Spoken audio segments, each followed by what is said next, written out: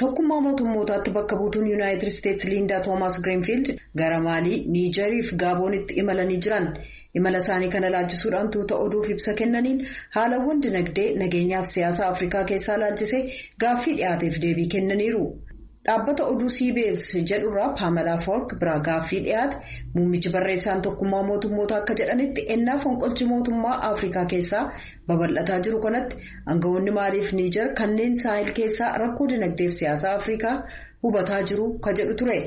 Liindaa Toomaas Giriinfiild deebii kennaniin eeyyee fonqolcha mootummaa Sudaan keessaa arginee jirra ni yaaddeesseeras kanan dubbachuu danda'u akkaataa Yuunaayitid Isteetsi itti ilaaltuuni. Ardiin bulchiinsi gaarii qabduuf nageenyi see eegame guddina dinagdeef dursa kenniti jedheen amana jedhan. Haalli Giinii keessaa kan waraanni aangoo mootummaa dhuunfate nu yaaddessee jira. Waggaa tokko yeroo hin guunne keessatti yeroo lama fonqolchi mootummaa geggeeffame jedhan. Biyya isa kamiifuu uummanni walakkeessa waa maraa ta'uu qabaa jennee amannaa jedhaniiru.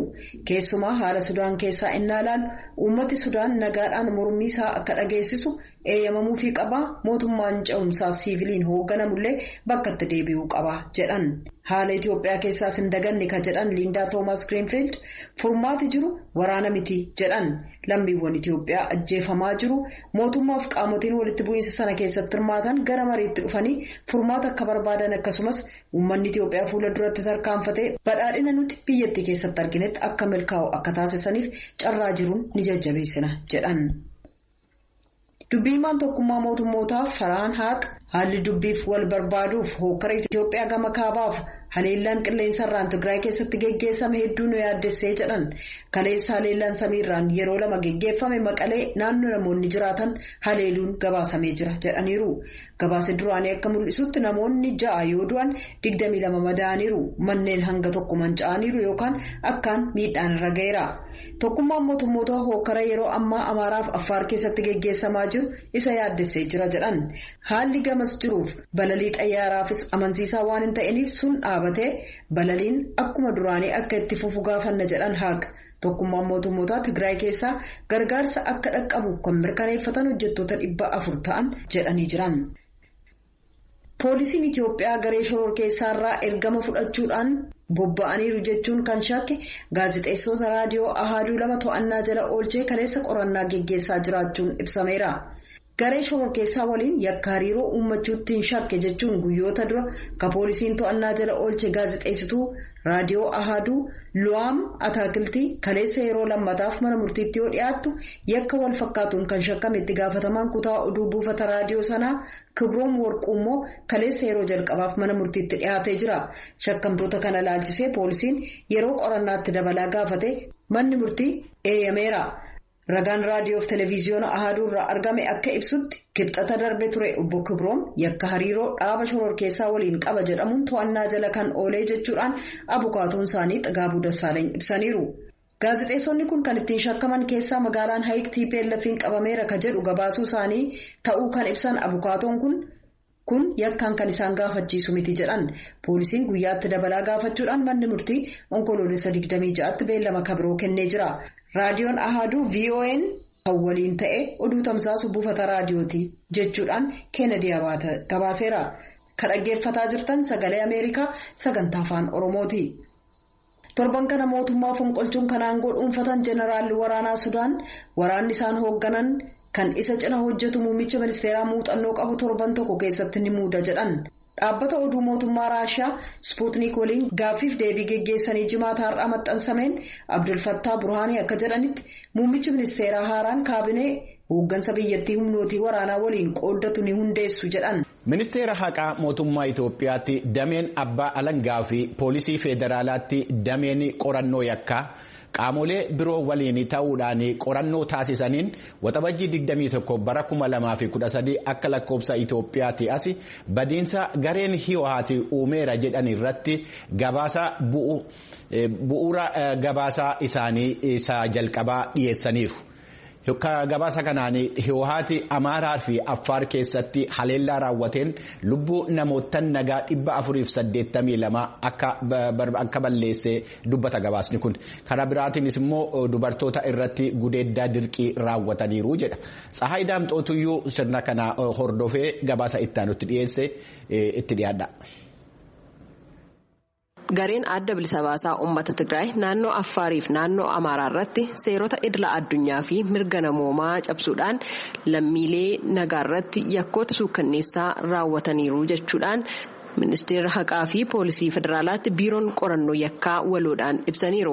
Yakkoonni kunneen naannoo Amaaraa, godinaalee Kibbaa fi Kaaba Gondar, bakkeewwan muraasaa fi naannoo Affaaritti ammoo aanolee argaman keessatti yakka garee adda bilisa baasaa uummata Tigraay raawwatame yoo ta'u, bakki qorannoon kun irratti taasifame kanaan dura garee kanaan to'atamee booda garuu duula seera kabachiisuu mootummaan jedhuun kan gadhiisame irratti kan xiyyeeffate ta'uu obbo Mul'isaa Abdiisaa itti aanaan biiroo qorannoo yakkaa poolisii federaalaa ibsanii jiru.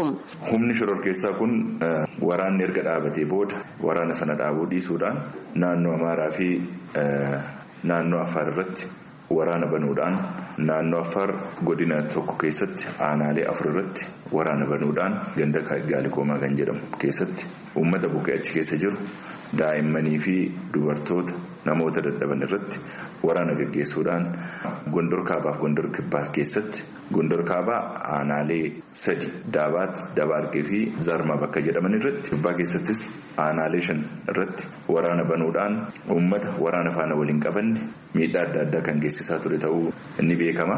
Gareen kun yakka inni lammiilee nagaa irratti godinaalee Kaabaa fi Kibba Gondariif aanolee naannoo Affaar keessatti argaman irratti hundaa'uudhaan bu'aa qorannoo argames eeraniiru obbo Mul'isaan. Gondar Kaabaa keessatti nama 96 lubbuu kan balleesse yoo ta'u, Gondar Kibbaa keessatti immoo nama 130 lubbuu isaanii balleessee jira.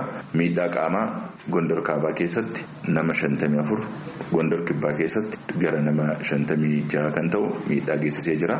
Walumaa galatti naannoo lamaanii irrattuu qorannoo amma gaggeeffamaa jiruun kan mirkanaa'e namoota 430 kan ta'an lubbuu isaanii kan ajjeese yommuu ta'u, namoota 165 ta'an miidhaa qaamarraan geessisee jira.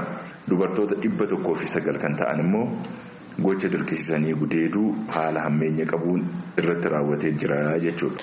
Ministeerri haqaa fi poolisii federaalaatti biiroon qorannoo yakkaa akka waloodhaan ibsanitti fulbaana 5 bara 2014 irraa eegalee qorannoo taasisameen ragaa walitti qabameen godina Gondar Kibbaatti ragaa 790 ol, godina Gondar Kaabaatti ammoo ragaa 85 fi naannoo Affaar aanolee garaagaraa keessatti ragaa 148 fi ragaalee sanadaa fi kanneen biroo walitti qabuu isaanii.